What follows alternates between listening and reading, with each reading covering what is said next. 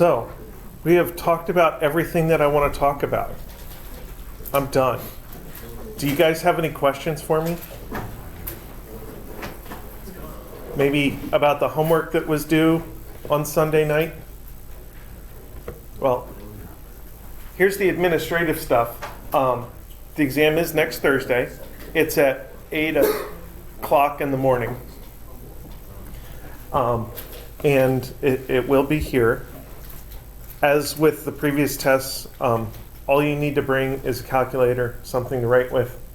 And up until then, from now until then, I'm going to have office hours basically every day from 11 to 4. So that's 5 hours a day when I'll be there working on stuff, but I will absolutely set aside whatever I have unless I have a meeting with somebody and talk to you and help clear things up, answer your questions and stuff like that.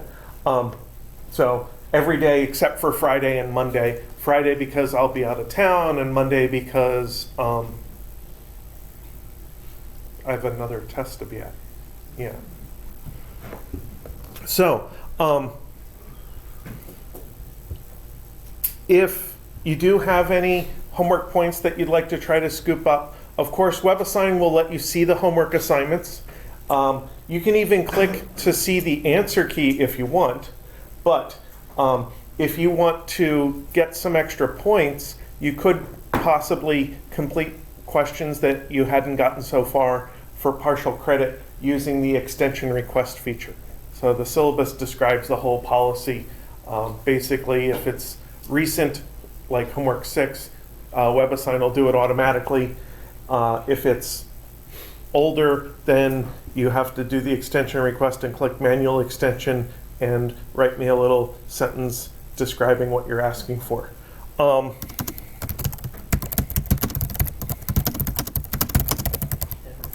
The day of the final is the absolute deadline for any homework extensions.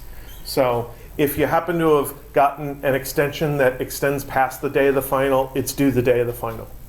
So I will recorrect any of those to be that day. My personal opinion is once the final exam happens, the course is over. So at that point, everything is in the past, unless you've previously arranged an incomplete for some kind of reasonable reason? Yeah. Is that where that word comes from? Then at that point, I'll just grade everything that's there, and that will be used to determine the grades. So, people always ask me, what's going to be on the final? Everything is going to be on the final, or everything could be on the final. I understand that even though you have a 2.5 hour time slot, that does not mean that you can do twice as much as you would be able to do during a regular hour and 15-minute class. So the final will not be twice as long as a regular test. I think that would be a little ridiculous. But the equation sheet is twice as long because I haven't really found a good way or really a motivation to condense the waves and optics part of the equation sheet. So since the equation sheet already spilled over onto the second page, I decided just to leave everything there. And it really does include all the stuff we've been talking about since exam 2 on the second page of the equation sheet.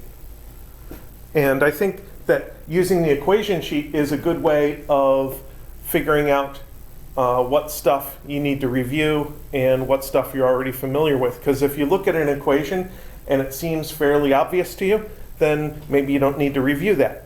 So maybe you look at this equation, the second one, that frequency is 1 over the period, and you say, oh yeah, I know that. Okay, move on to another one. But I think we've gone over basically everything on this sheet.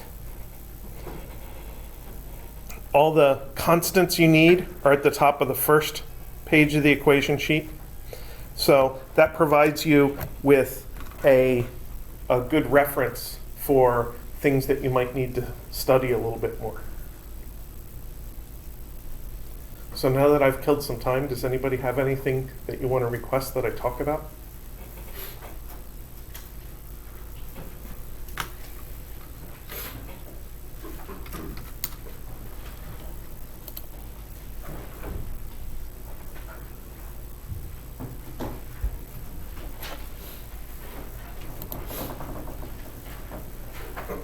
I'm in the process of logging onto WebAssign on my second screen so that I can pull up questions by idea or fleeting memory rather than specific question number.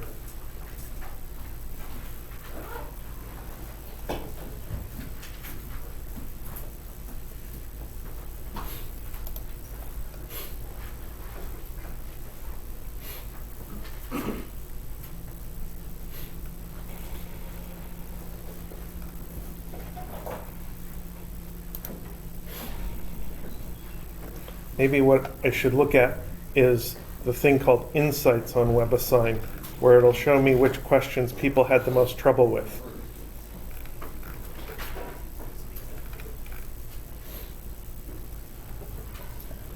That's all electrostatics. What is it doing?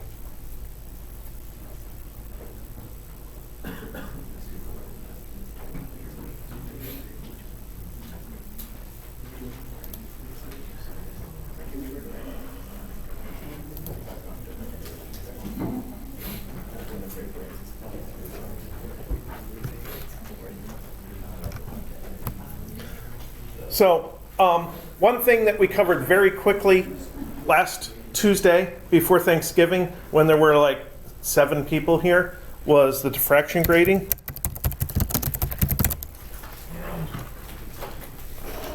And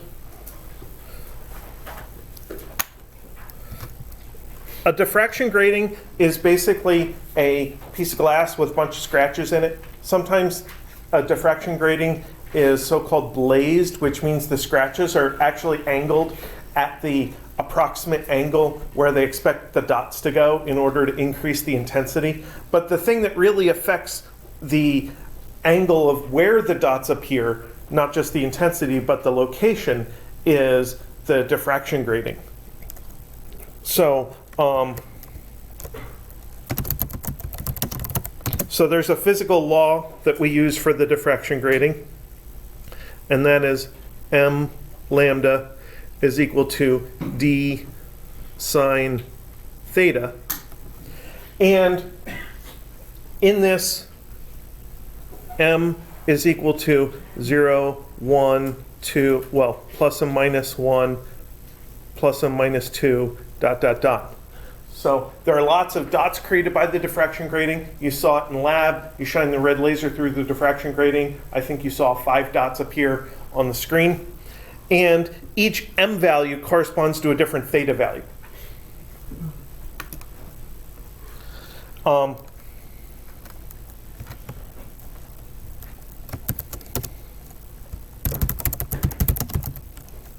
The grating is described by the density.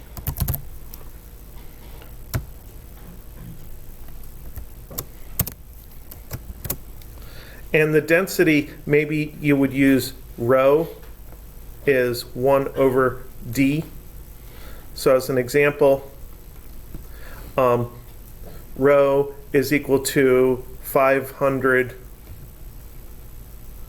lines per millimeter, then d is 1 millimeter over 500 is 0.002 millimeters. Now, when you go and actually use the diffraction grating equation, you kind of have to pick units, and the lambdas for visible light come out in the hundreds of nanometers. So that means that the most convenient units for the law equation are nanometers. And if we look back on the equation sheet, you can see the SI prefixes here. I usually skip over centi because it doesn't follow that pattern of divisible by 3, but we're at millimeters and we want to get to nanometers, so we need to go up by 2 levels of 1,000 because nanometers are 2 levels of 1,000, 2 factors of 1,000 smaller, so the number is 2 factors of 1,000 larger.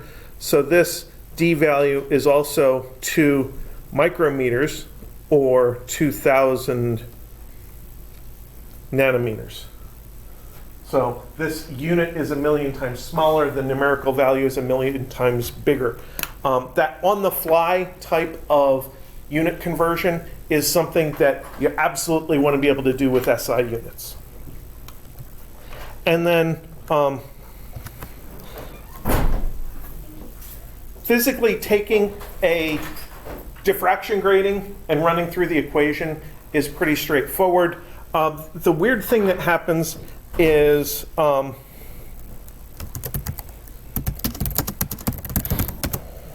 there is a limit of m values. And the basis for the limit is that sine theta has to be less than 1. You can't get a sine of an actual angle to be less than, or to be greater than 1. So that means m lambda over d is less than 1, which means m has to be less than d over lambda. You can manipulate inequalities the same way you manipulate equalities, equations. You just have to remember that if you multiply or divide by a negative, that you have to change the direction, and weird things happen if you try to use powers. You probably shouldn't try to do more complicated functions. So then in our example, if d is 2,000 nanometers and lambda is, say, 410 nanometers, which is blue light, then d over lambda is 2,000 over 410, which is some number 480-ish.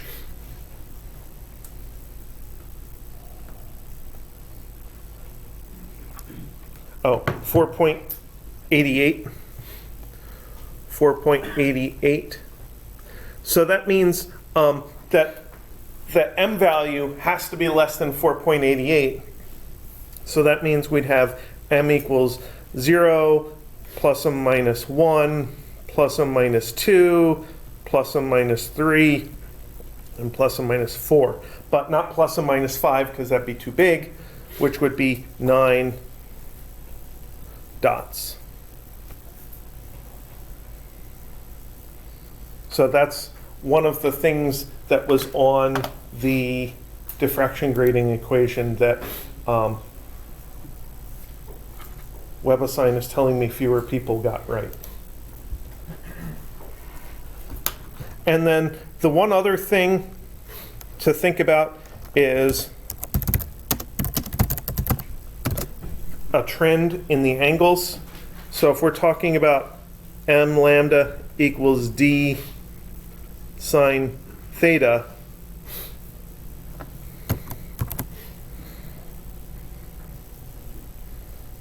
smaller distance leads to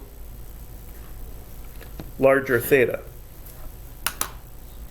So when we're talking about light going through some like lab-sized object, when light goes through past your hand or something like that, the distance between openings is on the order of a centimeter.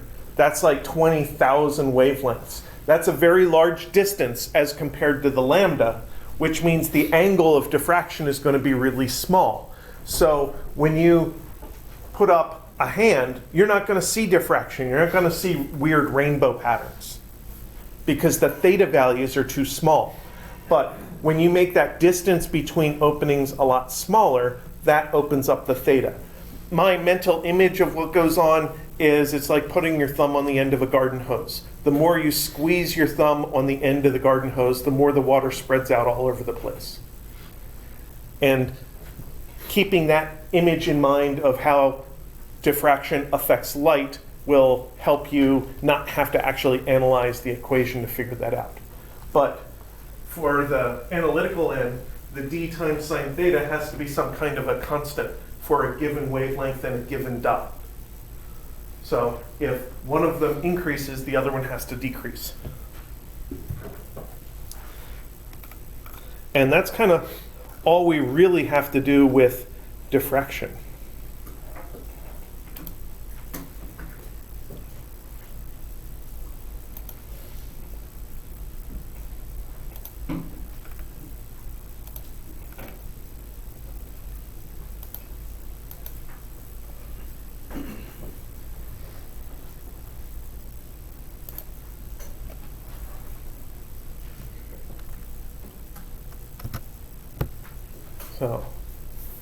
So that's something that I pulled out. Does anybody have anything that you would like me to go over? Please, this is your greatest opportunity. What about electrostatics?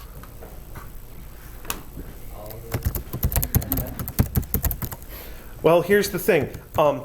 We spent 4 weeks going over electrostatics, an hour and 15 minutes twice a week. That's 2.5 hours times 4 is 10 hours in class going over electrostatics. We don't have 10 hours. But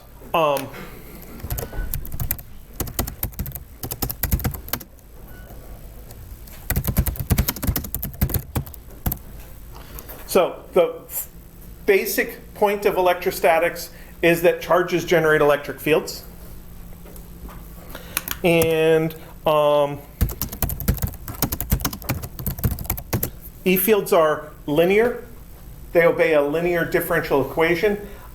Linear means that if you have two different situations, two different sources, two different charges that create E fields, and the two different solutions, the two different E fields that are created by those charges, and you add the sources together, and you want the solution to that, all you have to do is add the solutions together. So basically,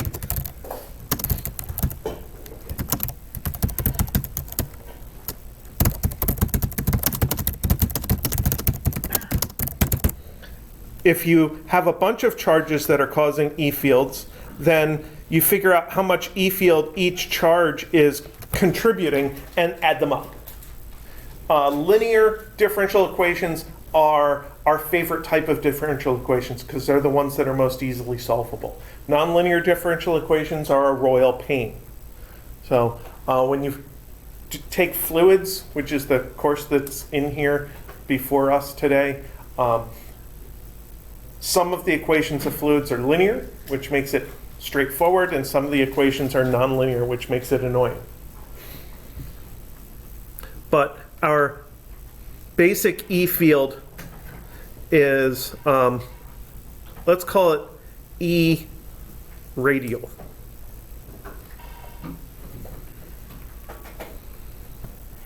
Is equal to KQ over R squared.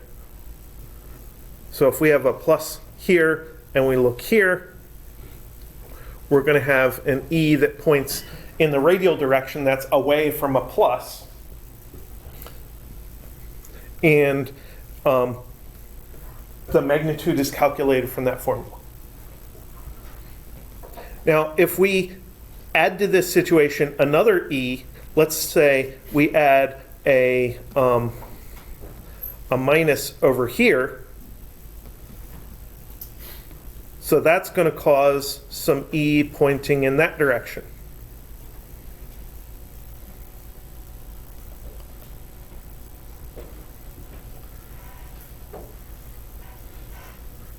So this might be an E1.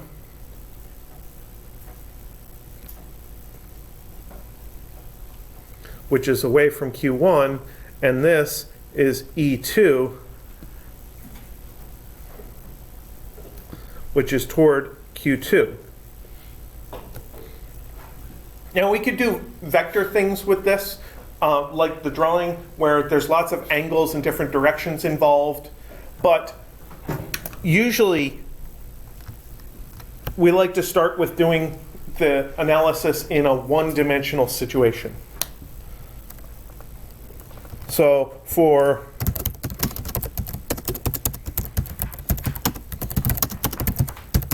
charges along a line, which is very often considered, it was in our homework, we talked about it in class. So here is a line, and let's put a positive charge there. It's on the line, but I drew it offset a little so it didn't look too crowded. And let's put a minus charge there. And let's say that this is plus 2 nanocoulombs, and this one is minus 8 nanocoulombs. So if I want to figure out the electric field at this point here, let's give a distance as well. Let's give D equals 5 centimeters.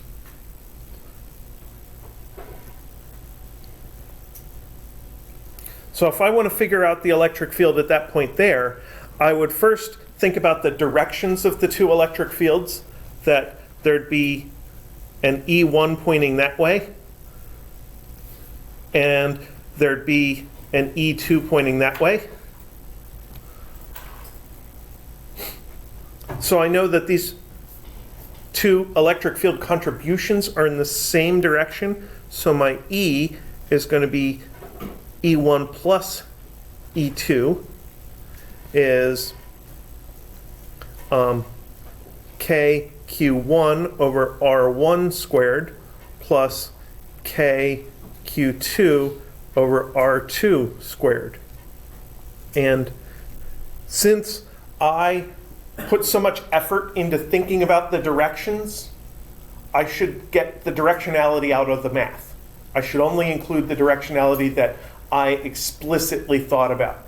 I've already thought about the fact that E2 is caused by a negative charge and E1 is caused by a positive charge, so I should be using magnitudes here. I shouldn't be worrying about the minus sign in here. So this is going to be 9 times 10 to the 9th, that's my K value, over 0.025 squared. That's my R squared. And since I'm halfway in between the two charges, I'm 2.5 centimeters from each. And then in here, I'm going to have my 2 times 10 to the minus 9th plus 8 times 10 to the minus 9th.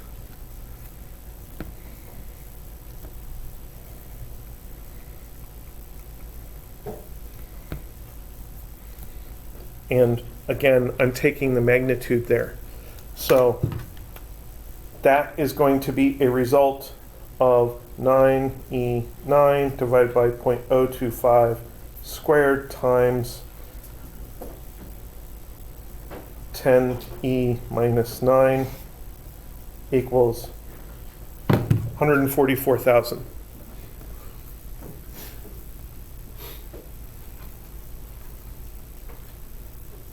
Newtons per coulomb is our units of E. I feel like 144,000 is some weird number that pops up a lot in literature or legends or something like that. Another popular question is, where could the electric field be 0? And in order for the electric field to be 0, you need to satisfy two things. You need to have opposite direction of contributions, but you need to have equal magnitudes of contributions. So if we think about this point over here, so now that I'm putting more points on the diagram, I feel like I need to label that analysis I just did. If I think about that point right there, my E1 is pointing away from a positive, and my E2 is pointing toward a negative. So let's label that point B, so I can go down here and say at point B, E1 and E2 are indeed in opposite directions. But let's think about their strengths, their magnitudes. That point B is closer to the positive charge, and it's further away from the negative charge. So when I think about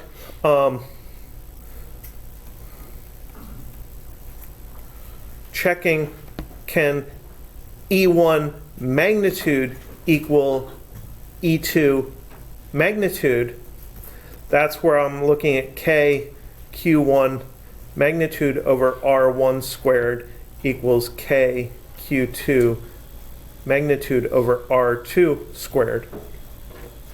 The one with the larger Q has to have the larger R value.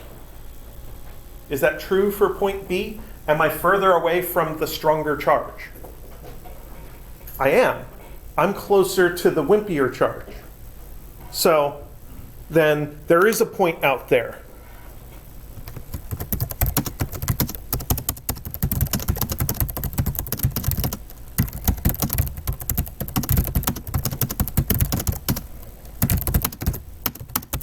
Where E equals 0. And then we can find it just by rearranging this. I mean, we could plug numbers in there, and we could set up an x-axis and then solve for x. But that process is tedious, and it doesn't gain us any intuition.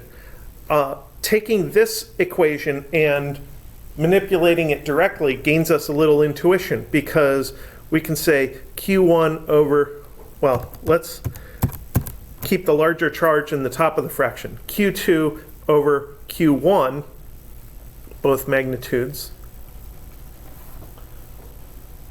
So I have basically divided Q1 under there. Now I need to multiply R2 squared over to the left side.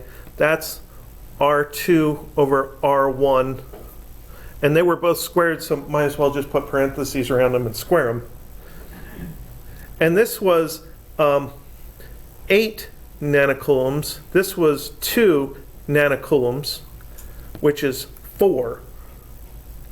So that tells me that R2 over R1 is equal to 2. So since charge 2 was 4 times the charge, I only have to be twice as far away from it. So now I can do this drawing again. Plus, minus. Here's my point B. And this is my R1. All the way over there is my R2. And this distance in between here was 5 centimeters.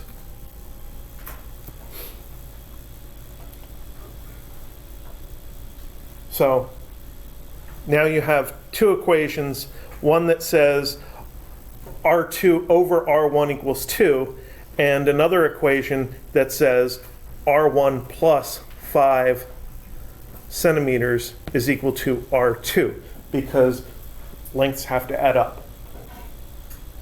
And hopefully you could see that that means that point B is 5 centimeters from the positive charge, because then the other charge is twice as far away. But this is how you would do it if the numbers didn't work out. Do a quick sketch. Label where your R distances are, label your known distance in the diagram, and find out which two distances have to add up to the biggest distance. And then that makes it nice and easy to create a second equation. Now you have two equations and two unknowns, and you're basically solved. Just take this one, turn this one into R2 equals 2R1, and you're ready to substitute. And probably it's easier to just plug 2R1 into the right-hand side of that.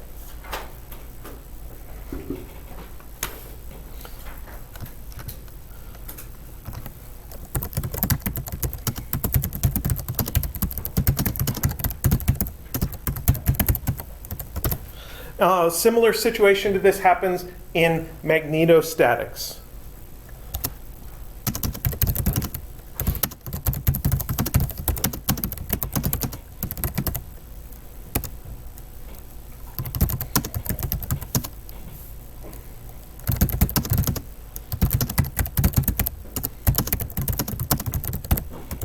So if you have a pair of parallel wires with currents flowing through them, there are locations where the net magnetic field is 0.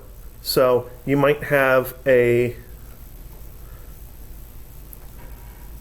I1, which is coming toward us, and then an I2, which is flowing away from us.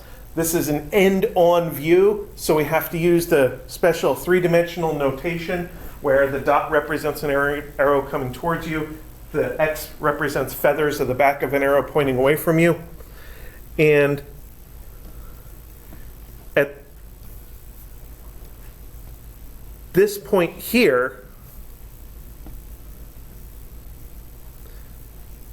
B1 is pointing toward the top of the page because B1 curls around I1, and B2 also points toward the top of the page. So that point there is not the point where the magnetic field is 0. But at this point here, B1 curls around I1 and is pointing toward the bottom of the page. And then B2 is curling clockwise around I2, is pointing toward the top of the page at that point.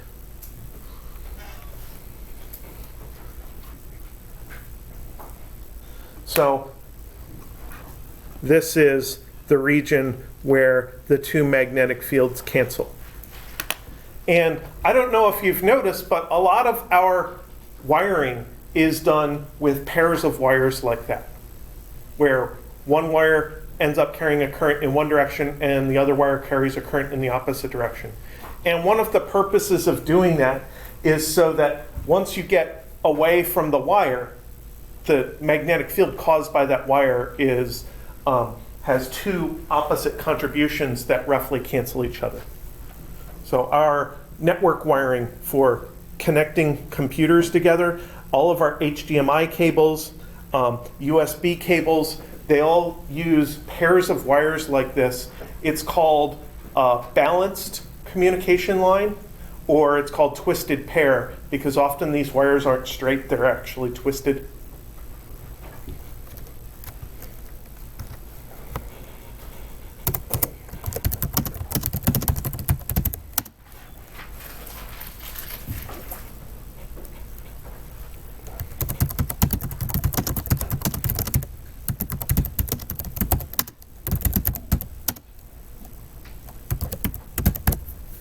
And it ends up reducing noise that's caused by the wires, because our communication is current that's turned on and off and on and off and on and off.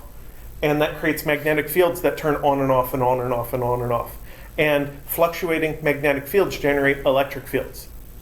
And when you have fluctuating magnetic fields and fluctuating electric fields in the same region, they get together and create electromagnetic radiation and head off and carry your energy away. And that's noise generated by the communication line, but your communication lines also receive noise in an exactly, forgetting a word, kind of exactly the converse of how it transmits.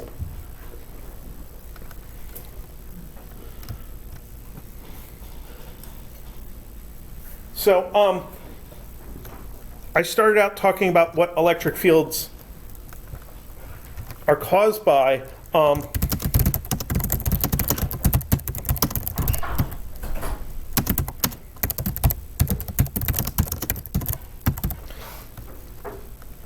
One other thing to note is that there's another source of electric fields, and that's fluctuating magnetic fields. That is electromagnetic induction, or Faraday's law.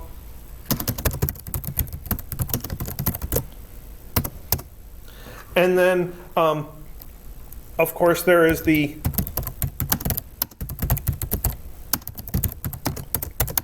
results of electric fields. What do electric fields do? Because we could make all kinds of propositions about fields that exist, but if they don't actually do anything, then who cares? So electric fields exert forces on charges. It's called the Coulomb force. So the force electric is equal to some charge that feels the electric field times E, and those things are vectors. So that's why we say electric field is defined as the amount of force per unit charge. It's not the charges that are causing the electric field that are the per unit charge. It's the charges that are experiencing the electric field that are the per unit charge.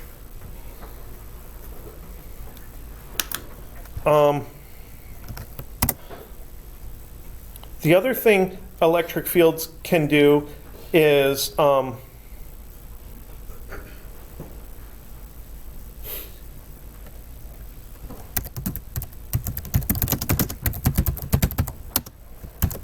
fluctuating electric field generates magnetic field. And I think this is called displacement current. We did not talk about displacement current, but it's kind of the opposite of Faraday's law, where fluctuating magnetic fields generate electric fields. This is the opposite of that. Fluctuating electric fields generate magnetic fields. And you'll definitely talk about that in an electromagnetic field theory course.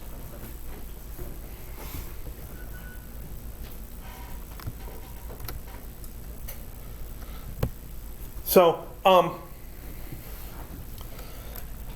the biggest example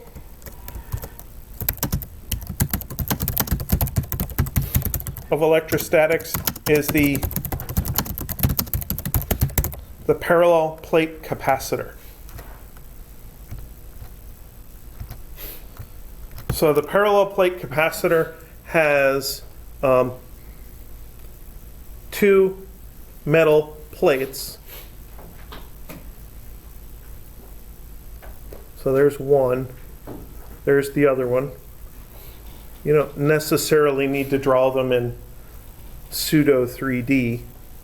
They have wires coming out of them. And we set up a plus Q on this plate, so there's some plus charges.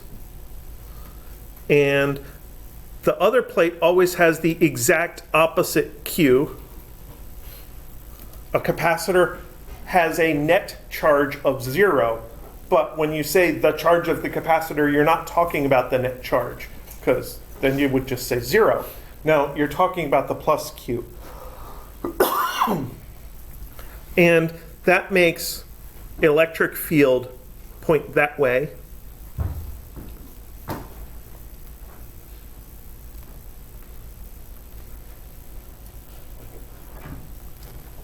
And if we look back at the equation sheet in the electrostatics section, we see, erase, this formula right there. The electric field is sigma over epsilon naught, or 4 pi k sigma. So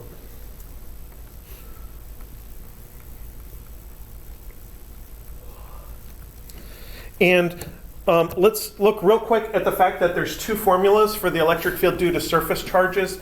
This formula is the result of what you get when you do kq over r squared for lots and lots and lots of little q's all spread out over a surface. And note that the two formulas for surface charges are different by a factor of 2. The one I circled is double as much as the other one. How do you know whether to use the one that's double or the one that's half? Well, a capacitor involves two plates. There's two contributions. So this formula takes into account both contributions, both the plus Q plate and the minus Q plate. That's why it's twice as big. This would be if you only had one isolated plate and didn't have the minus plate nearby. So a capacitor always has the minus plate nearby, which is, so the plus Q is generating a 2 pi k sigma pointing that way, but the minus Q is also generating a 2 pi k sigma pointing that way. So we just lump them together and call them 4 pi k sigma. What's sigma? Sigma is Q over area. And then the other interesting thing that's in here is E. E is voltage spread out over a distance. Electric field and voltage are really two aspects of the same thing. They're not really separate entities. So if you have an electric field, you have a voltage between 2 points. If you have 2 places with different voltages, there is an electric field in between those 2 places. The technical relationship is that your electric field is the derivative of the voltage, and it points downhill from higher voltage to lower voltage. That's the minus sign. Often we just think about it as the average electric field is related to the voltage.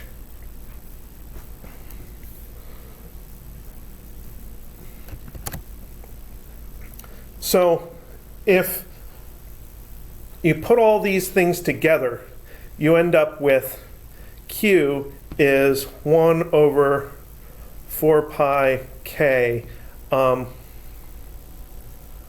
A over D times delta V. So Q is proportional to E, and E has the delta V over D. That's where the delta V over D came from. This is Q over A, multiply the A over there, so you get that.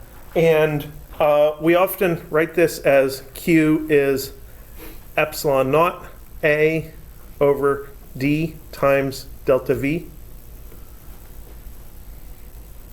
So that's the capacitance, the physical capacitor formula. The rest of that is kind of hiding, go away, down here. So capacitance is epsilon naught A over D.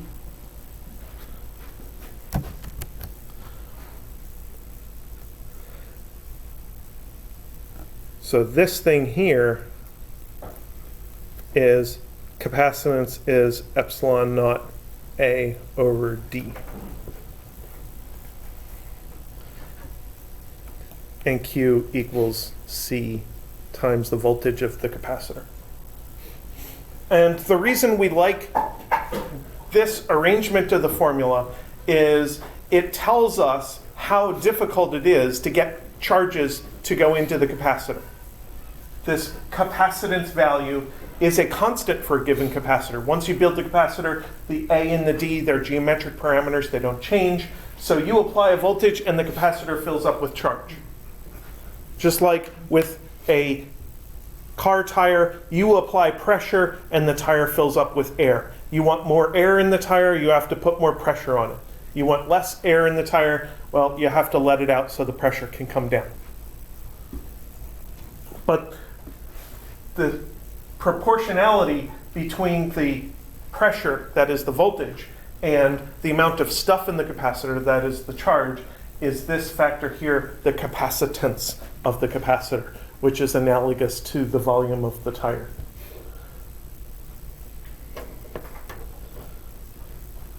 So when analyzing a parallel plate capacitor, I try to stick with the simplest formulas possible.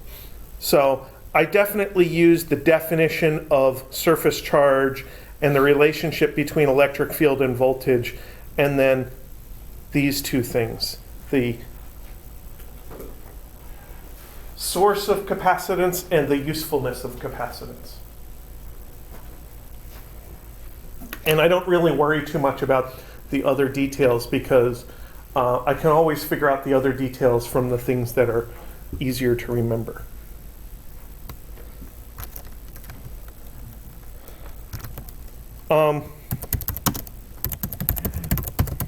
Why do we use capacitors?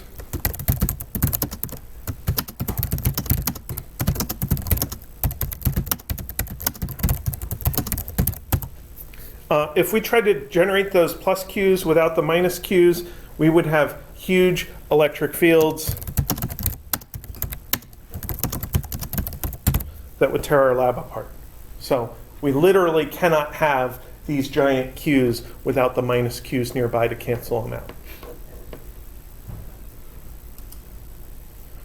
It would be really interesting, but maybe the kind of thing you'd want to see on video and not actually be physically present for.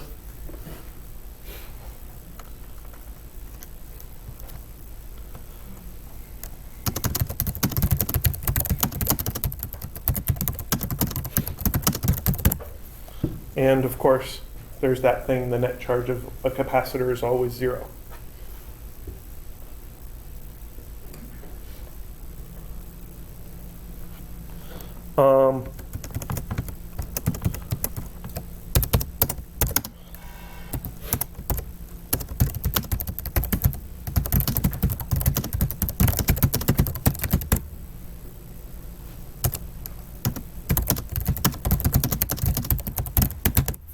And I can't reiterate this enough, the capacitance of the capacitor is something that doesn't depend on voltage or the rest of the circuit. There was a question that was literally that on exam 2, that, hey, you have this capacitor that is exposed to an AC voltage of 10 volts with a frequency of 100 hertz or something. What happens if the frequency is cut in half?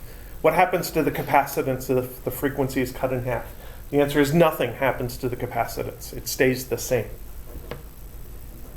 So part of dealing with complicated systems is being able to very quickly see the things that you know for sure that are very simple and dismiss them and say, okay, I know that. I'm not going to be concerned with that. I'm going to spend my mental energy thinking about the things that I really do need to study in depth. That's not specific to classwork. That's dealing with real-world systems.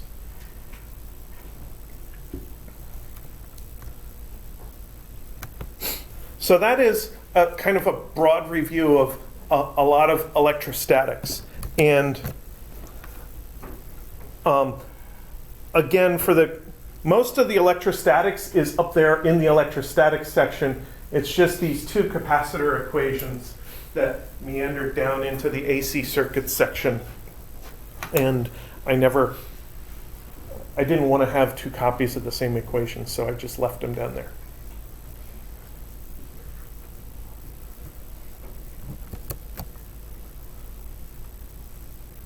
So, what else?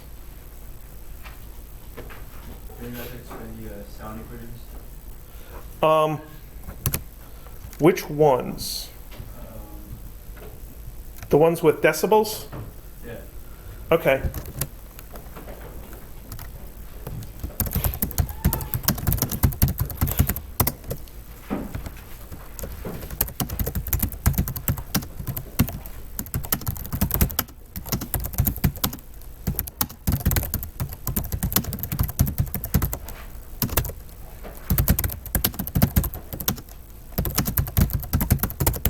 So the first thing to remember is that decibels always measure a ratio of energy-like quantities.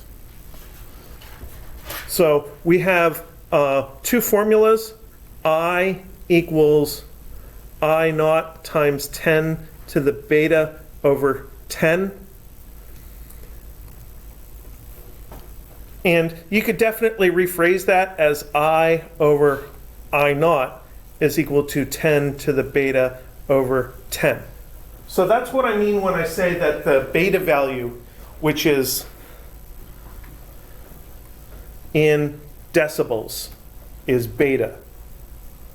Beta is measuring a ratio of some intensity that we're concerned about, some loudness of an actual sound in an actual room, as compared to some reference value. Now, you could be talking about the same reference value that everybody else uses, or you could be comparing the sound to a different sound that you just heard like 5 minutes ago. So sometimes with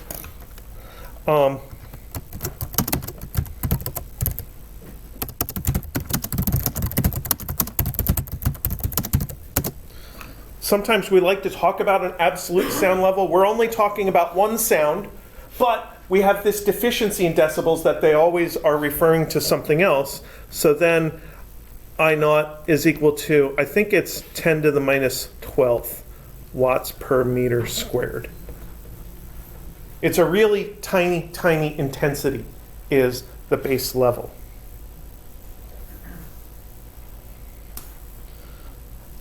So if we look up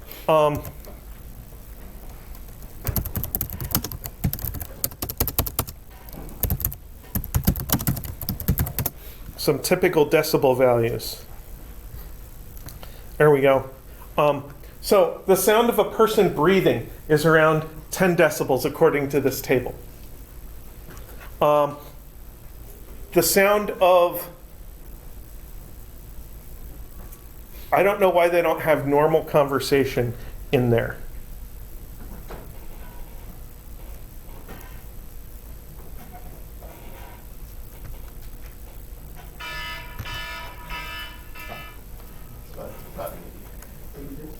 Yeah, that was the sound of an alarm, around 80 decibels.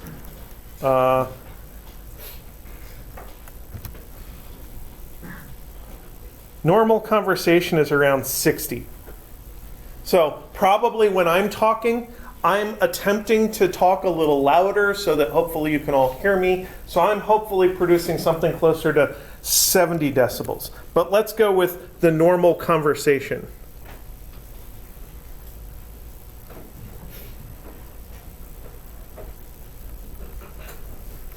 So that's beta equals 60 decibels. So that means I over I naught is equal to 10 to the 6th.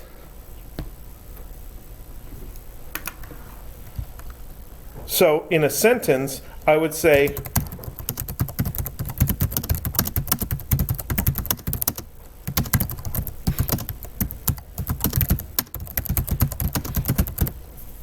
that normal conversation has an intensity of 1,000,000 times the reference level. So if the reference level is 10 to the minus 12th, normal conversation is only 10 to the minus 6th.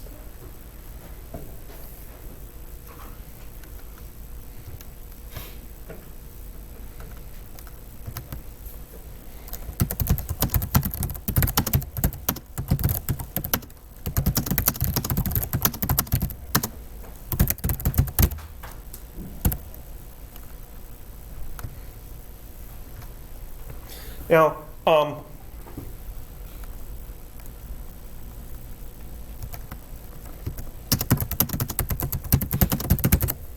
let's say we compare two sounds via a relative sound level, then one of the sounds is the actual reference. So let's say there are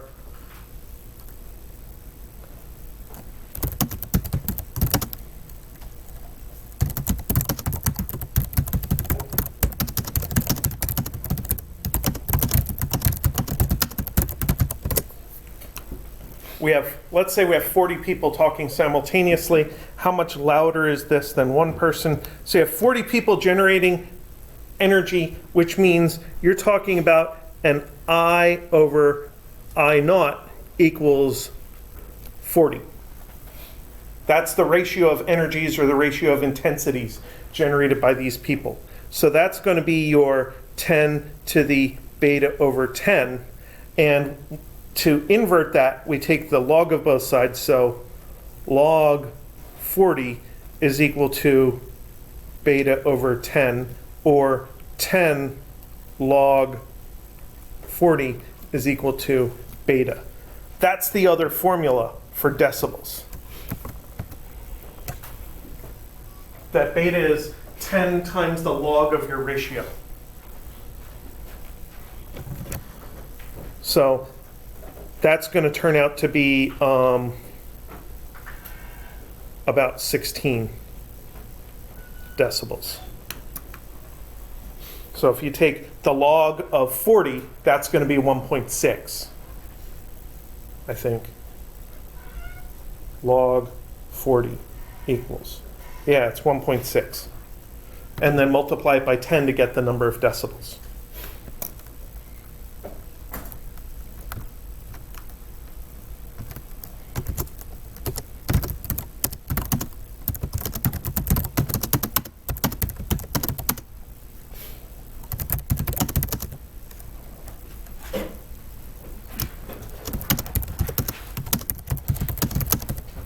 So there are a few easy to remember decibel values.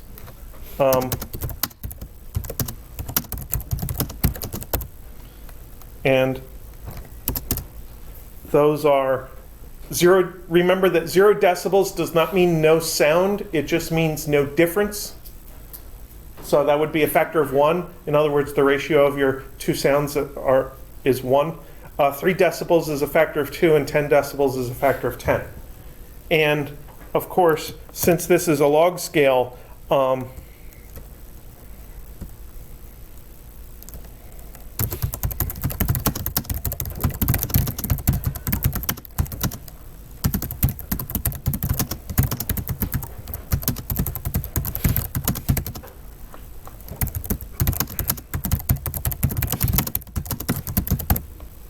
multiplication or division of the energy-like quantity, doubling, multiplying by 10, etc., of the energy-like quantity corresponds to adding or subtracting decibels. So I know that 3 decibels is a factor of 2. So I looked at that 40 ratio and I said, oh, 40, that is 10 times 4. And 4 is 2 times 2. So 40 is 2 times 2 times 10. So I added the decibels for 2 and the decibels for 2 to get 6, and the decibels for 10 to get 16. So I added 3 plus 3 plus 10 to very quickly get an answer of 16. And if you end up being an RF engineer where you're dealing with radio frequency signals, or if you're dealing with decibel values at all, then you'll be expected to just know how decibels work.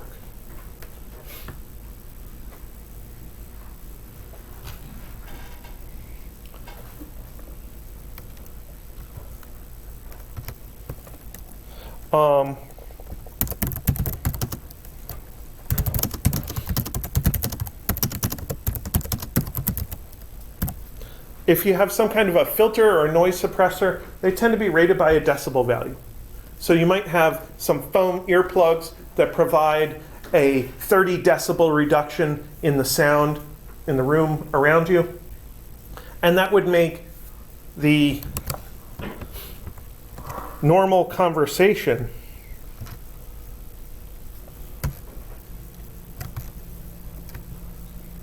appear 30 decibels quieter if your earplugs were rated at 30 decibels. But it would take something like a belt sander and bring it down to 63 decibels, which is more on the level of normal conversation. But if you were, say, operating a pneumatic percussion drill, because you're drilling holes in concrete walls, the foam earplugs by themselves might not be enough. So you might want to put on ear protection beyond that to give you additional reduction. So when you see pictures of the naval crew on an aircraft carrier running around with ear protection on, that's not all they have. They also have earplugs on underneath those things, more than likely.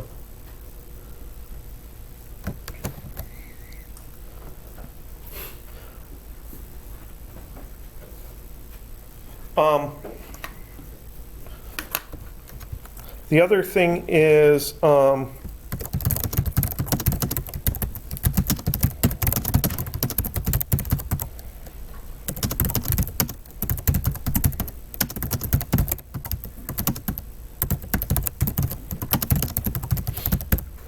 for sound, the intensity tends to be inversely proportional to distance squared. So the easy formula is I is equal to P over 4 pi r squared. If you have a perfect point source radiating a certain power, you can just divide by 4 pi times your distance squared and get the actual intensity at that distance. It's really a simplistic formula because most of our sounds are emitted from near the ground, and sound doesn't go into the ground. It tends to get reflected from the ground. So really, it would make more sense to divide by 2 pi r squared to account for the fact that sound only gets to radiate into a hemisphere, not into an entire sphere. But the formula still will give you a decent way of calculating how the sound changes as you change distance. So if you double the distance, you're going to end up with a factor of 4 change in the intensity. And that factor of 4 decrease in the intensity is 2 times 2, decrease, so it's minus 6 decibels.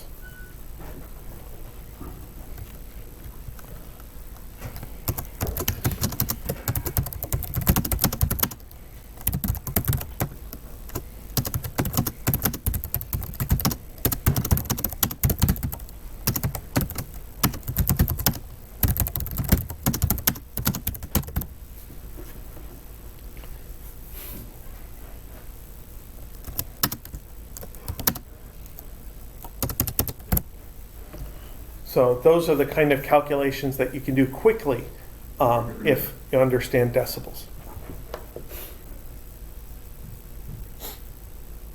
All right. We might have time for one more.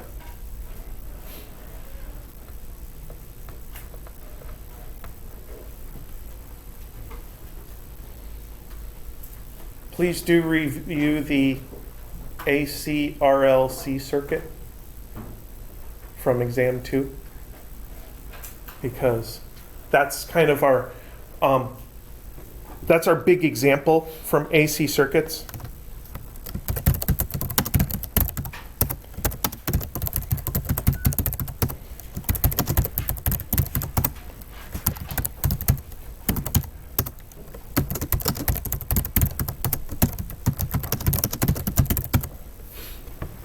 So those are our big topics for the semester. And when I try to figure out how many questions of each topic I have, I usually write an exam that's way too long and then start cutting it down. And I'll say, oh, well, I want waves and optics to be about 40%. Well, I want each of these things to be about 30%. And this to be about 40%. So I'll say, I have too many waves and optics questions, so I'll cut those down.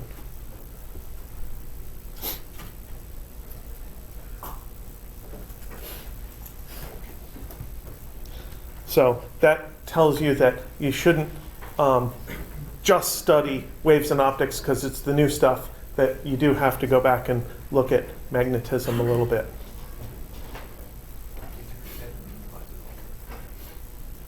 So,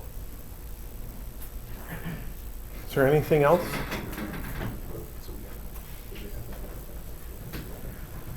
Okay, well, like I said, I'll be around from, what was it, 11 to 4? This Wednesday through next Wednesday, except for Monday and Friday. So please do come visit, and hopefully I'll be able to help clear some stuff up for you. You guys get lots of rest, do well on all the rest of your finals, and we'll see you next Thursday.